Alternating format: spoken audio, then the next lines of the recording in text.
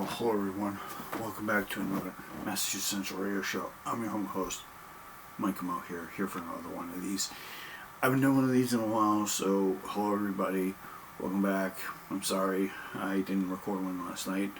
I was a little tired last night. As I said, my new work schedule, it's tough sometimes on my mind, so I have to sometimes I take a step back and I have to do whatever needs to be done. So I just want to say to everybody, welcome to the weekend and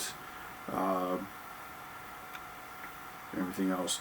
So I usually tell you guys, or I usually give you guys how my day is and what everything's like. I usually sometimes give you guys a story or whatnot, and I want to talk a little. Well, I'm in the automotive section, the automotive world, and I want to talk about a few things. Now that I'm doing automotive, now that I'm going to be doing automotive going forward, I figured I want to start doing automotive themed stuff. So this video is probably going to be, 15-20 minutes, and then I'm going to video to do, and then I'm going to upload it to YouTube. And it's going to take forever today, but it'll be fine. Hopefully you guys are in for a ride for a video, and you guys are welcome to pop open a can of your favorite soda or fizzy drink or tea or coffee or whatever if you're listening to this in the morning. And I just want to tell you guys what's on my mind about the automotive world. So just recently, it's becoming clearer and clearer that we're obviously going to be going to the electric car at some point. Maybe not 100%, but we're going to start going toward it. We're getting all automated. Our phones are really coming along, and stuff like that. Our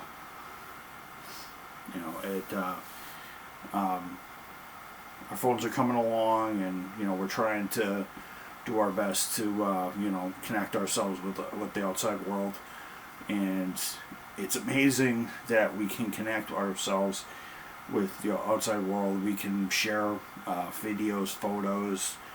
It's amazing what the cell phone companies have done in such a little time, and how much of a pain in the ass they can be, how much we have to goddamn pay them to keep those going. But moving forward, one thing we want to do, and one thing I want to invest in, is the automotive sector for electric cars.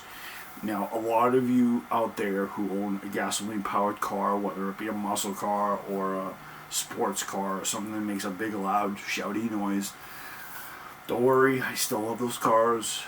I don't mind listening to them. I think it's great that we still have Ferrari, Porsche, Aston Martin, Ferrari, Lamborghini, Corvette, Mustang, BMW, and all those other great brands. Yes, and Corvette is its own brand because it is actually badged differently. There is actually a Corvette badge. It is a Chevy Corvette, but the Corvette brand is its own brand because it is a separate one. It is actually one of the only GM brands that actually has its own separate badging over to the other models. So it's its own separate brand. And it's actually the only car that actually has its own brand within a brand. So they used to do that back, for those of you who are not aware, when Chevrolet, Ford, and Chrysler did their stuff, they usually started out with a base model, and it was usually a trim packet, and it usually started as a trim package. I'm going to give you the first example of this. They had the first one to ever do this was actually the Nova, was actually what we know today as the Nova.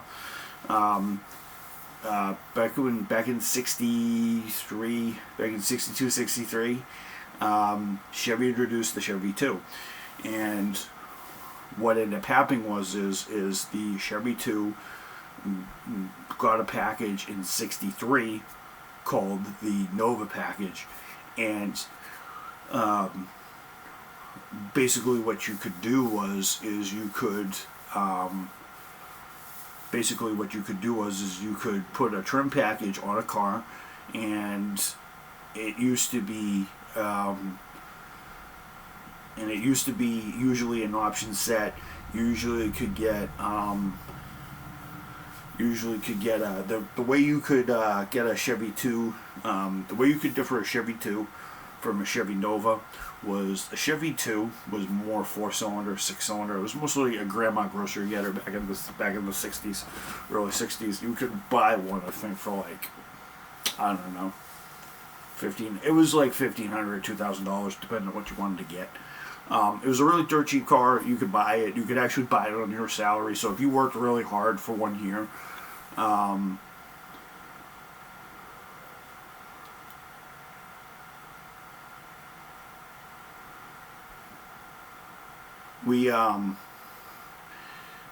McAfee's just telling me I have a virus scan and it is free, and it is scan free, virus free. Thank you, McAfee. McAfee powers my computer, but Turn Micro will be on there very soon, because I don't trust McAfee 100%.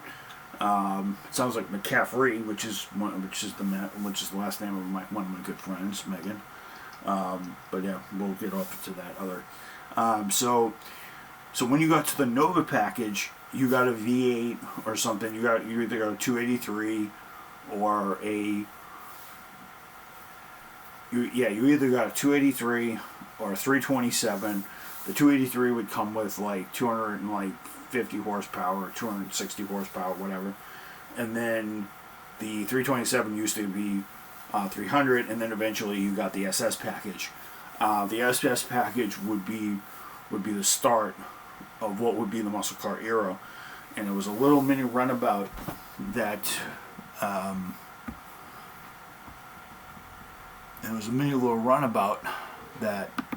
let's get rid of this. It's a mini little runabout that could do 0 to 60, I don't know, 7.5 seconds, because the Nova, Chevy 2 Nova took like forever to get the 60.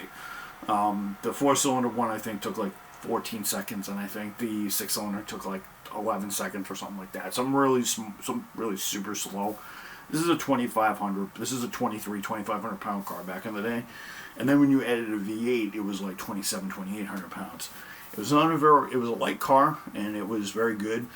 The car that started the real trend for the muscle car era, though, for those of you who know, would be the GTO. The GTO was not known as the GTO, though.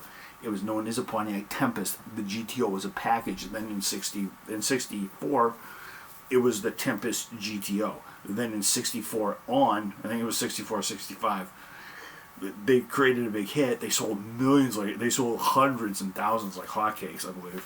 A couple 100,000 hotcakes. And then they said, oh, let's just call it the GTO. And the GTO basically became its own package. And that legend lives on till today. John DeLorean's amazing medium-sized car, big and small car, big engine. Basically, what he did was he took the 389 from a full-size Pontiac Catalina or the Grand Prix or the Bonneville, and he put it in the body of an intermediate body or a small bodied car that weighed like 3,000 pounds, and he got it to and he gave it a 4-speed manual. Well, you could have a 4-speed or an automatic in it, and that eventually, same thing with the Malibu. That turned into the Chevelle. And then we got the Camaro, which was its own body. With the Mustang, that started out as the Falcon, and we eventually got the Falcon, which was available in 2-door, 4-door, a convertible, a Sprint, you know, it already came with a 260 V8, so it was already in there, and then it would get the 289, then eventually we'd get the 289, and so on and so forth. Its legend would live on. Of course, we get the Mustang at 64 and a half. So, you know, it's amazing how these automotive brands, I don't mind all these noises and all these other things, but eventually, you know, we're going to have to embrace the electric car, and everybody's going to be like, oh, it's so boring, we can't hear anything, it's going to be horrible, things are just going to all day long, it's going to be boring.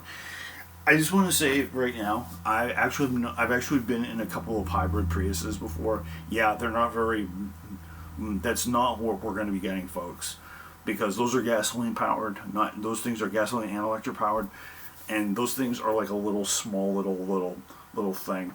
They're like a 1.3 liter, they're 1.3 liter,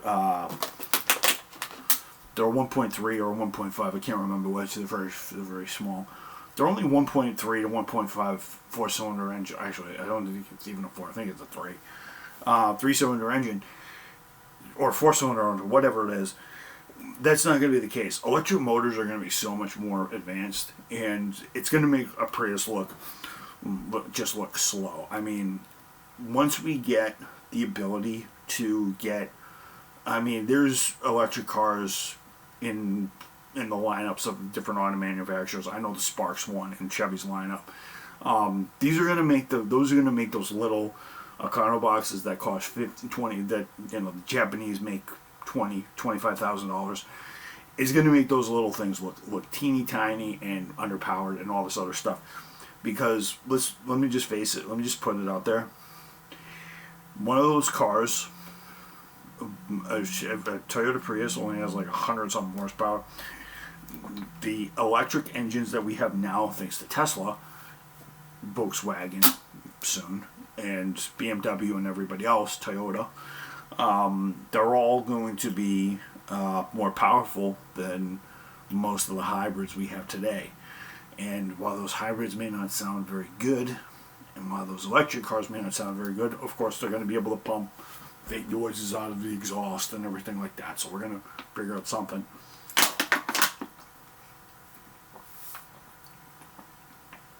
And it's even different because we're even going to need to train our brains a little differently, because electric motors and cars are completely different. The acceleration off a Tesla is, I heard, is unheard of, and it's not like in a supercar where you spin the tires and everything grips after you've done a burnout. The torque and power from an electric motor is ridiculous. It's the oomph off the line on a Tesla is ridiculous. The amount of torque coming off a Tesla motor is ridiculous. The highest a Tesla will go right now is probably a maybe, the fastest 0 to 60 right now is 1.9 seconds or 2 seconds or something like that. That's the hybrid, that's the Roadster, that's the 2-seater, which can go 250 miles on a charge and go like 155 miles an hour. It's not bad considering there was the thing called the Volta that came. There's this company called the Alessandro Volta, and it looked great. It looked like an amazing car. The only problem is the company, I think, who did it probably went bust, or they probably didn't have enough money to do it. And Elon Musk and his team have put together a Roadster that in a speedster that can outgun a Porsche basically in a straight line, and do it very well, and without losing its charge, by the way. And the other thing is an electric car can actually accelerate different altitudes, can actually out accelerate a an atmospheric engine because there is there's a little bit more cooling involved when you go in higher altitudes, but I'm pretty sure Monster Tojima Tojima in his Suzuki's have proven that the electric engine is very powerful and it doesn't lose its performance, which is why he was able to set so many records at Pikes Peak earlier in the last decade. I have had a chance to drive some of his creations virtually, not in person, and some of his Pikes Peak drivers, machines are very strong. They're very powerful.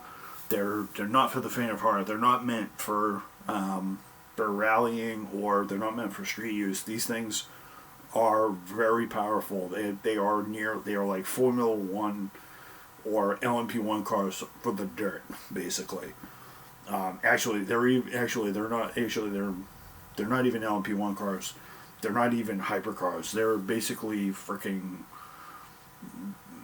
They're rocket ships, basically. They're just flat out rocket ships, and they do what they do best. They make like 1,000 horsepower or more, and he was able to get all these lap records because electric engines don't fade after a certain time because they don't have to deal with a bunch of oxygen. They're just constantly doing everything, and I'm pretty sure the EV, the IDR, which was basically a Porsche 919, all stylized, that actually ended up Romain Dumas, who races Porsches and Audis and stuff like that. He took that to Pikes Peak, and he was able to set the lap record for that particular race, and that's because it's paved now, so he's able to do that. If he did that back before it was paved, he wouldn't be able to do that. But that thing makes 670 horsepower, which is what the Le Mans hypercars make right now. They make 670 to 700 horsepower. By the way, congratulations to Toyota on their first win of the hypercar. First win of the hypercar era today. First blood goes to them. Hopefully, when Glickenhaus comes in later this year, hopefully he will be able to challenge. They actually did not have an easy race. Alpine, which is an LMP1, which is racing an LMP1, an old LMP1. Against them, actually was able to challenge them. It was actually able to lead halfway with all the problems they had. It was a very difficult race, so it's definitely good that a hybrid, actually, one, it's still relevant, which is the reason why I mentioned it. It is one of the best things. Now, I just want to say this right now. For those fans out there that watched every Le Mans prototype race in like the mid 2000, like the early 2010s, like 2012 on, a lot of people will sit there and go, "Oh, I watched the first hybrid win here and here. I blah, blah, blah." For those of you who are into the American Le Mans series, like I was back in the mid to late 2000s, up until 2013 when it went defunct, and we got the United Sports Car Championship, or the Tudor United Sports Car Championship, or the WeatherTech Sports Car Championship as it's known now. You guys will know, well, because it's the merged series, technically it's the Weather Sports Car Championship now, because the records are still there, and stuff like that. So, back in 2009, one of the WeatherTech races at Lime Rock Park in 2009, I actually got to witness the first hybrid race car ever compete. This little Ginetta Zytec GZ09ZAHZS, yeah, 09HZS. It was a hybrid race car, Ginetta powered by it was powered by a Zytec 4-liter V8, probably producing somewhere around, I don't know, 500 and I'm gonna say around probably gonna say around 600 horsepower, probably 620 to be fair. And it had a motor that was able to produce another 60, I think. And it was around 680. It was able to challenge the Acuras back then, which is great. The Acuras had these big wide tires at the front. It actually came third. So the first hybrid race car, I actually watched the first hybrid race car literally over, so I watched the first hybrid race car a little over 12 years ago. So, so 12, 13 years ago, I actually watched the first hybrid race car ever. So for those of you who watched the Toyota do it, for those of you who were at the Suzuka 1,000 kilometers back in 2007, you guys will watch that. So that was the first GT race car ever to, but it was the first GT race car to ever do it, to ever race. I don't think it finished, unfortunately. I think it didn't even. I don't think it even got classified. I think it was a test bed. It was a hybrid. It was an SVR. It was SV. It was a SHR. It was a SHR Supra, 2-cylinder, 2-liter, 4-cylinder, 500 horsepower. And I think the hybrid was another 100. I think they'd had 150 horsepower out of this thing. This was the supercapacitor system that they would use almost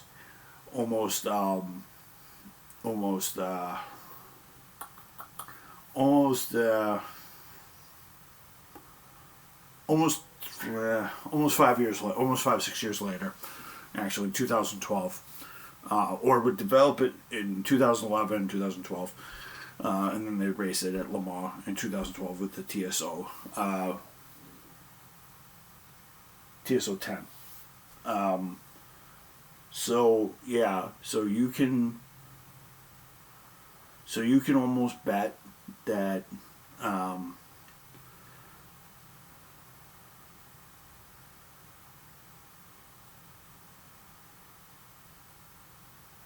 so you can almost bet that they did a pretty awesome job of, they've been doing a pretty awesome job of doing hybrids and stuff like that.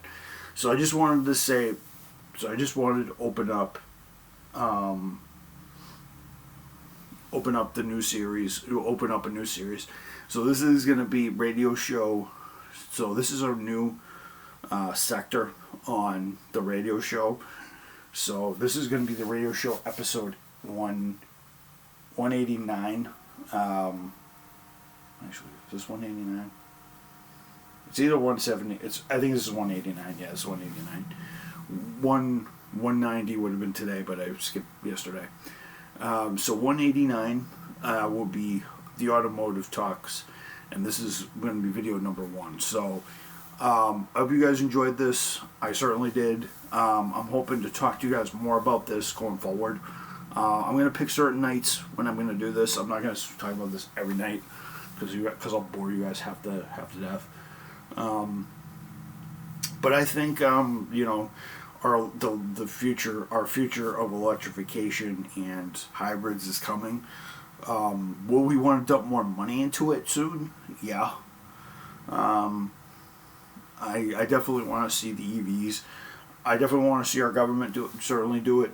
The Biden administration has definitely said, I want more EVs. And over the next 4 years, if there's anything I want out of that administration, I think I want that. So I can toss the rest of the crap that Biden and the rest of his minions do, but I want the EV bill and the EV progress to be accelerated under him because that acceleration of the EV development is going to be important for us to survive. It's also going to be it's also going to help us conserve fossil fuels so that we will have more for our homes and everything else, and we will kill the ozone layer less.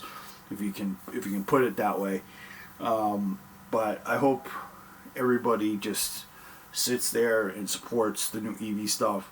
The gas companies will probably hurt me on that one. They'll probably want to hunt me down and say, "Oh, we want gas engines, we want gas engines to stay," and everything like that. Just everything, But I hope you guys have a wonderful weekend. I'm going to definitely be here tomorrow for 90, and I will see you guys later. My clock says 11:38, but I'm thinking it's 1:27. Yeah, my phone is a little bit more accurate. So yeah, it's about 1:27.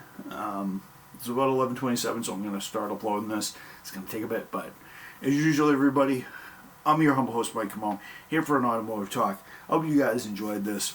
Thank you to all my subscribers. Thank you for all my listeners, and I hope you guys enjoy your weekend.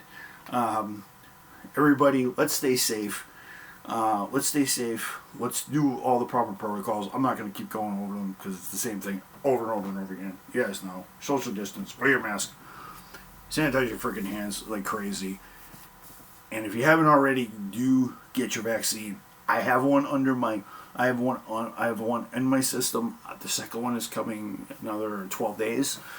Once I'm fully vaccinated, sky's the limit, hopefully.